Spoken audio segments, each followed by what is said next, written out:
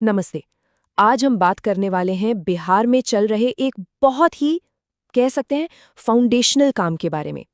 ये कहानी उन लोगों की है जो राज्य के भविष्य की नींव तो रख रहे हैं, पर उनका अपना ही भविष्य वो थोड़ा अनिश्चित है। तो इस पूरी कहानी को समझने के लिए चलिए एक बहुत ही फंडामेंटल सवाल से शुरू करते हैं। किसी भी सरकार के लिए सबसे जरूरी, सबसे मौलिक दस्तावेज आखिर होता क्या है? और जवाब है ये रिकॉर्ड कि कौन सी जमीन किसकी है। देखिए, जमीन का रिकॉर्ड ये सिर्फ एक कागज का टुकड़ा नहीं होता। ये तो गवर्नेंस की, इकोनॉमी की और हाँ, किसी भी इंसान की पर्सनल सिक्योरिटी की बुनियाद है। तो सबसे पहले ये समझते हैं कि आखिर इस इतने बड़े सर्वे की जरूरत पड़ी ही क्यों। देखिए, समस्या की जड़ें वो कागज की एक पुरानी और काफी उलझी हुई दुनिया में हैं। सोचिए, दशकों से बिहार ही नहीं, भारत के कई हिस्सों में लैंड रिकॉर्ड्स एक मकड़ जाल की तरह थे। नक्शे इतने पुराने कि पता ही नहीं चलता था कौन सी जमीन कहाँ है। ओनरशिप क्लियर नहीं थी और दस्तावेजों पर विवाद तो जैसे आम बात थी। ये एक ऐसा सिस्टम था जो इफिशिएंसी की जगह सिर्फ कॉन्फ्लिक्ट पैदा कर रहा था। अब आप सोचिए, जब जमीन के रिकॉर्ड ही इतने गड़बड़ हों तो उसके नतीजे कितने गंभीर हो सकते हैं।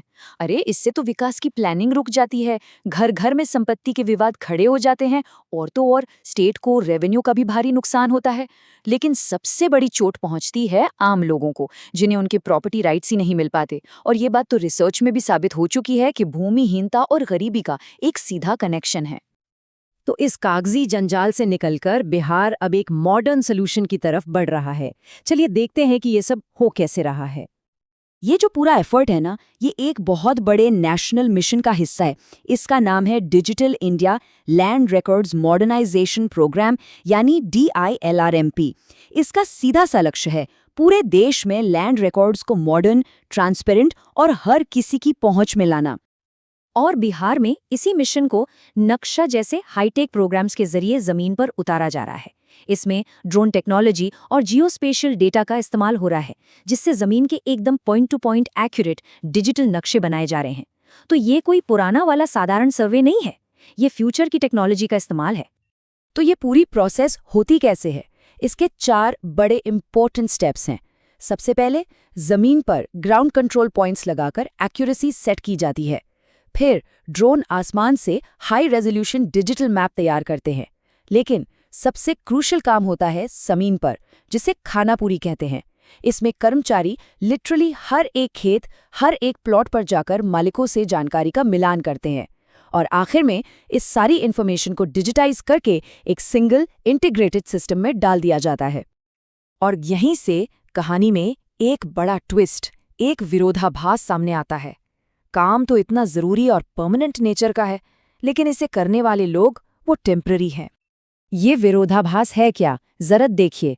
एक तरफ हैं परमानेंट सरकारी कर्मचारी, जिन्हें प्रॉपर पे लेवल की सैलरी मिलती है, जॉब सिक्योरिटी होती है, PF, पेंशन, हेल्थ बेनिफिट्स सब कुछ मिलता है। और दूसरी तरफ हैं ये स्पेशल सर्वे के कर्मचारी। काम लगभग वही, इम्पोर्टेंस भी उतनी ही, लेकिन उन्हें क्या मिलता है? सिर्फ एक फिक्स्ड मानदेय, न कोई जॉब सिक्योरिटी, न कोई भविष्य का बेनिफिट। और ये बात सिर्फ पैसे या बेनिफिट्स की नहीं है। ये जो कोट आप देख रहे हैं, ये कंट्रैक्चुअल एम्प्लॉयमेंट पर हुई एक रिसर्च से है।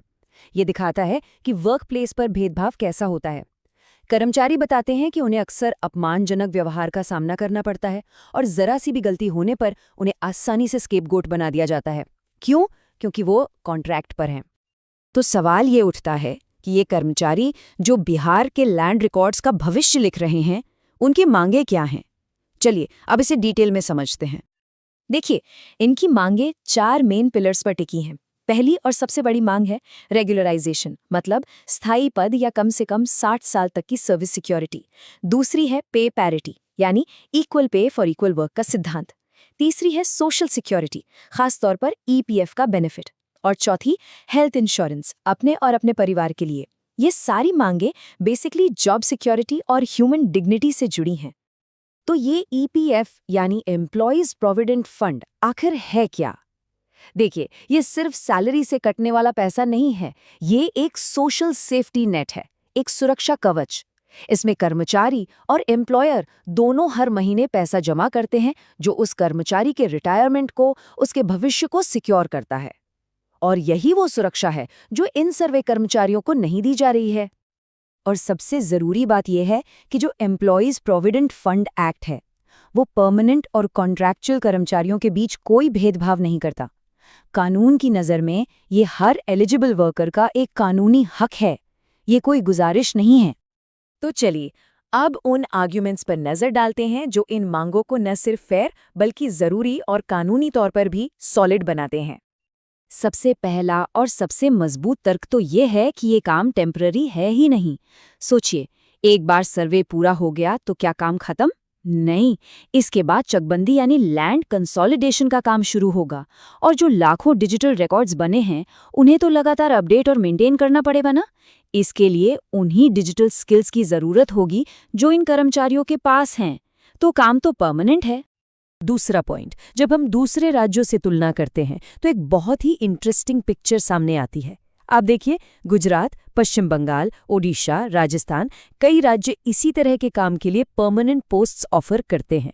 इससे एक बात तो साफ है कि बिहार का जो ये कॉन्ट्रैक्चुअल मॉडल है, ये एक एक्सेप्शन है, रूल नहीं। अच्छा, रेगुलराइजेशन के खिलाफ अक्सर 2006 के सुप्रीम कोर्ट के एक लैंडमार्क केस उमा देवी मामले का जिक्र होता है। उस फैसले ने बड़े पैमाने पर संविदा कर्मचारियों को रेगुलर करने पर रोक लगा दी थी। तर्क ये था कि ये संविधान में दिए गए अपॉइंटमेंट प्रोसेस को बाईपास करता है। लेकिन लीगल थिंकिंग भी टाइम के साथ इवॉल्व होती है।